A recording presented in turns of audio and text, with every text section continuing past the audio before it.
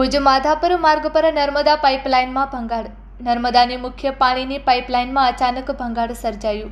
સાને Punjab hotel નજીક 20 ફૂટથી વધુ ઊંચા પાણીના ફુવારા ઉડ્યા. વાહન ચાલકોએ પાણીના ફુવારા નીચે પોતાના વાહનો ધોયા. મહામૂલું નર્મદા પાણી વેડફાતા લોકોમાં રોષની લાગણી. ભંગારને પગલે મોટી માત્રામાં પાણીનો વેડફાટ થયો.